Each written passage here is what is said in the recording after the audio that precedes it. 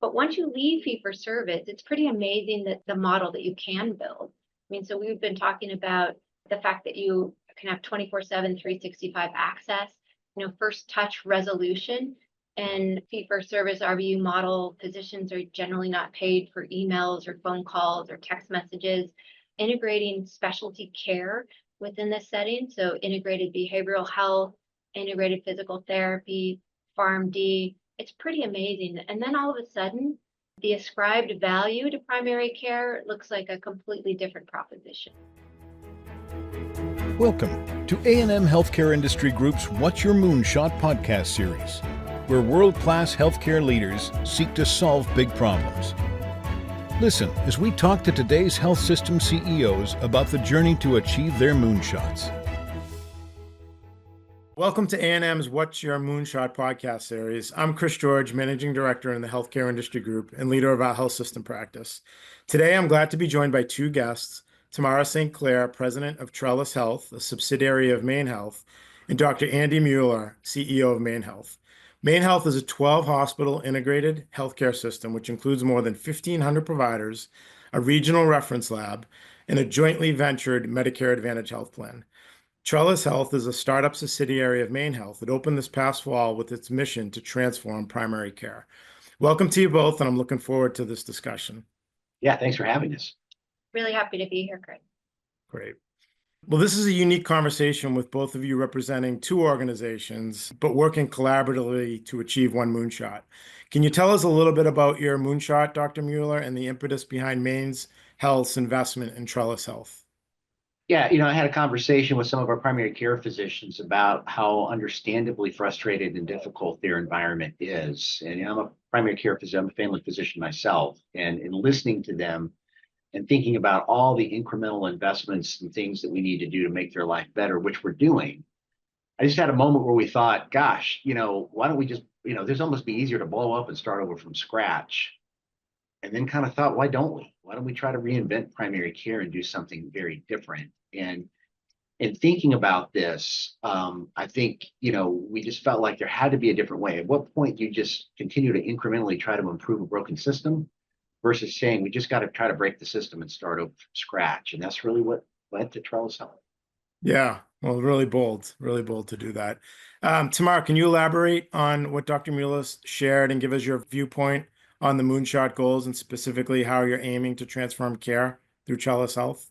Certainly, Chris, I'd love to take a step back. About a year and a half ago, I had just exited a company and was working with a private equity firm. And they asked me to take a look at primary care vendors. And I think that's an interesting moniker, by the way. And so I was looking at some of the innovative folks out there that were standing up primary care practices and was looking at some of the themes that were across these organizations. And at the same time, I was looking at health systems and noted that over 5 years, they'd lost 10% of their primary care workforce. And as I started digging in, I really started to get religion around a health system's role in primary care. And at the time was connected to MaineHealth. And for me, this is really about accessibility and affordability. And kind of the moonshot is to be able to show that this can be done in a rural healthcare setting within a large health system, and that this model can be profitable and sustainable. Yeah, no, that's great. I think, primary care is not high margin, and so it's easy to lose focus on making an investment in that area. But yeah, and Chris, it's not high margin in the way we're compensated and think about it today. But that's where, again, I think if you can break the system, we should think differently about that, because primary care creates a lot of value. And I know I'm biased as a primary care physician, but my gosh, it creates a lot of value. And so it should be able to stand alone as a successful independent business. Yeah. We're determined to prove that can be done. Yeah. And as we all know, value-based care continues to remain a hot topic in healthcare. It seems like you're really taking the concept and redesigning the fee-for-service mindset. So Tamara, maybe tell us a little bit more about how you're doing that.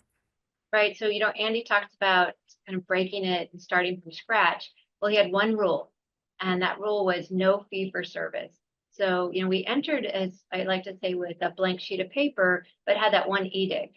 And I think for us, it was pretty amazing when we brought together a working team and started brainstorming what these tenets should be, how liberating it can be when you actually absolve yourself from that fee-for-service mindset. And the other thing that's kind of coupled with the fee-for-service is how our physicians are paid by RVUs. And so the fee-for-service RVU payment model really doesn't enable you to unlock the value, I think, that can be unlocked within primary care. But once you leave fee-for-service, it's pretty amazing that the model that you can build. I mean, so we've been talking about the fact that you can have 24/7, 365 access, first touch resolution. And fee-for-service RVU model, physicians are generally not paid for emails or phone calls or text messages. Integrating specialty care within this setting, so integrated behavioral health, integrated physical therapy, PharmD, it's pretty amazing. And then all of a sudden, the ascribed value to primary care looks like a completely different proposition. Yeah. Yeah, just to chime in, I think we've come to the conclusion that fee-for-service is just incompatible with primary care. Why would you pay someone in an acute episodic manner for managing a condition and a relationship longitudinally? It just really doesn't make any sense anymore. And so I think that's part of what's driving some of the frustration and burnout of our primary care physicians.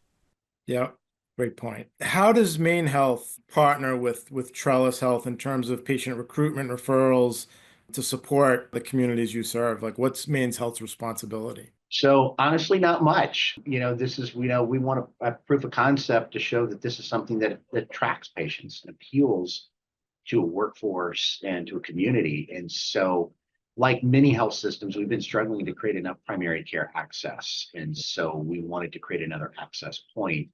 And frankly, some of the complaints I get from our own employees is that they can't find a primary care physician or practice. And so we wanted to give them an alternative. And so this is available to our care team.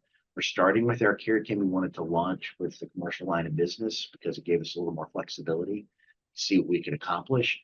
And we're already fully capitated on that population anyway. We're a self-insured employer. So, and we have employees who can't get into one of our practices. So it's an option that's available to people to sign up for, but nobody's forced to do it. And we've had really impressive uptake in the first couple of months. And so I'm encouraged by that. And our hope is to grow this. And actually, we've got some growth opportunities that we'll be able to take advantage of with some other employer aggregators who have the ability to send us patients to now. And so I think it'll be interesting to see what happens. My hunch is that this is going to be wildly successful and people are going to bang the door to want to get in patients. Yeah, absolutely. You've talked a lot about innovation at the center of what you're doing. Tamara, you mentioned incorporating specialty care into this model. Can you tell us a little bit more about what you're implementing in terms of innovation and maybe provide a little more color on how that's working? Yeah, I'd love to, Chris. Just touching on the specialty integration again, one of the things that we believe is that if you can have a really robust set of specialists physically co-located and have really healthy specialty relationships, we kind of estimate 80% of healthcare needs can be met within a primary care setting. So one of the things that we've done is taken orthopedics as a model and see how much we can evolve this across other specialties. But we have an embedded physical therapist, as I mentioned, and we're working with our orthopedics, physiatry, pain, neuro groups across MaineHealth and trying to understand how we can create an integrated set of relationships. Right now, we're talking about doing e-consults that are done, really formally with a group of folks that are informed and working closely with Trellis Health. We're also talking about doing really warm handoffs where we have really good diagnosis and workups so that they can be handed off. And our ortho teams, we've been talking about non-surgical osteoarthritis and making sure that we can be a little bit of a medical home before they're actually ready for surgery, which we know can be many, many years. So really trying to figure out what does this look like in the ortho space and how can we potentially it in other specialty areas. The other thing, and I know this may not sound completely innovative, but it's such a different way of thinking in primary care is that everyone has a care plan and that those care goals are determined by the member. Right now, as you probably know, you don't get a care plan unless it accompanies a diagnosis. And then your EMR kind of prompts a care plan. One of the things that we believe is that, primary care really at the heart of it is figuring out what our members' health goals are and then making sure that we bring all the resources around it to accomplish that. So those are just a couple of the ways that we're thinking. I'd be remiss if I didn't talk about technology, Chris. One of the things that we learned in talking with a lot of folks that are practicing advanced primary care and are trying to do something similar in the industry is there's not really one technology platform out there that truly supports unique and novel workflows. So we're really hardening our workflows and the elements of this model, and then are looking for the technology that can support that. So that's an ongoing research, search, and conversation. Yeah, we hear a lot of clients talking about the tech stack and advancing that, and it's so important as you mentioned to making this model work. Dr. Mueller, you've talked about doing things differently. Can you share with us a little bit about the Trellis Health model of care and what will feel different to the patients in this new model versus the traditional primary care model that you've had historically?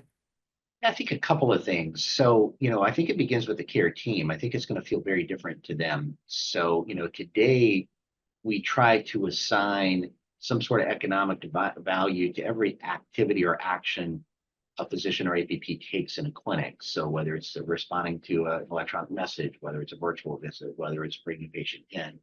And of course, you really only receive the greatest economic value if you bring a patient physically into your clinic to engage them and deliver care. Well, with a capitated model like this, all of that's included in sort of one price. And what it does is it really frees the physician or APP then to just simply do the right thing for the patient in front of you at the moment, in a disconnected manner from what is the most economically significant. So, effectively, our physicians today in our medical group practices complain they don't get paid for my chart messages. Well, we really don't. But in this model, you sort of do. It's included in what you're doing to care for the patient. So if you need to bring a patient into clinic, then you've got the freedom to do that. But if you can safely and appropriately care for a patient virtually or over the phone or through electronic messaging, you can do that too, and you should do that. You should do whatever, in the patient's best interest, whatever's most patient-centric. And I think that's how the patients are going to feel this, is that it really is about them, and about what works for them, and about their concerns and, and their goals. And so I think that's going to feel very different than trying to have the patient fit into this sort of treadmill-like broken system that really isn't serving anyone. Yeah. How are the payers responding to what you're doing in the market? So I think it's too early to tell yet. Now, we do partner with one payer, which is Aetna, who manages our own benefit plan.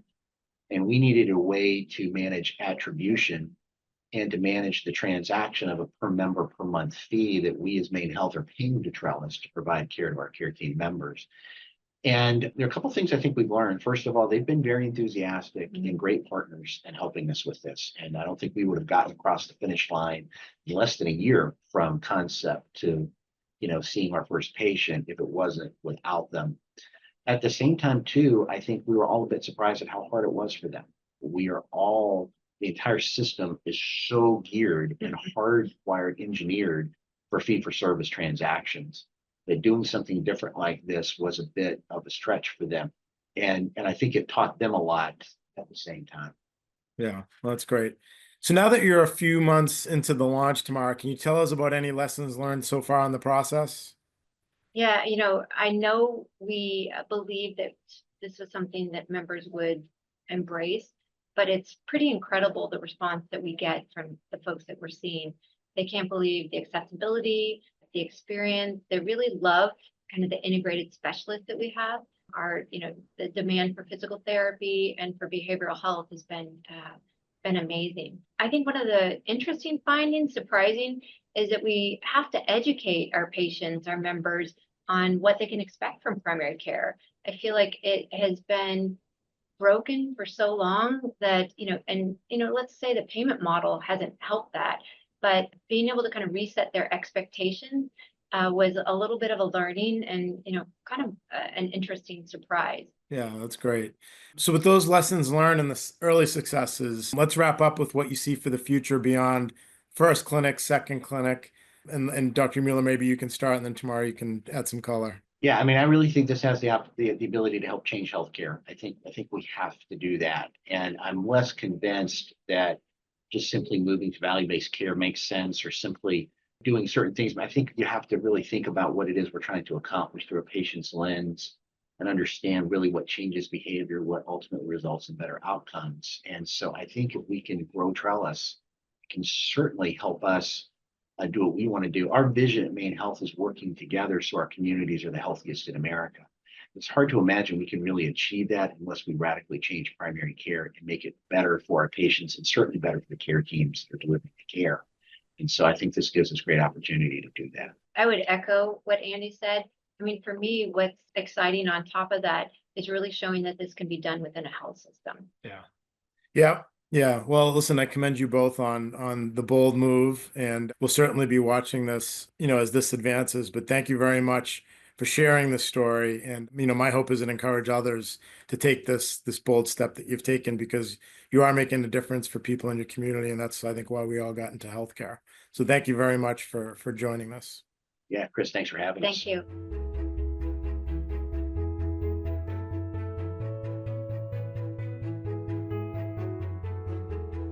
Alvarez and Marcel. Leadership, action, results.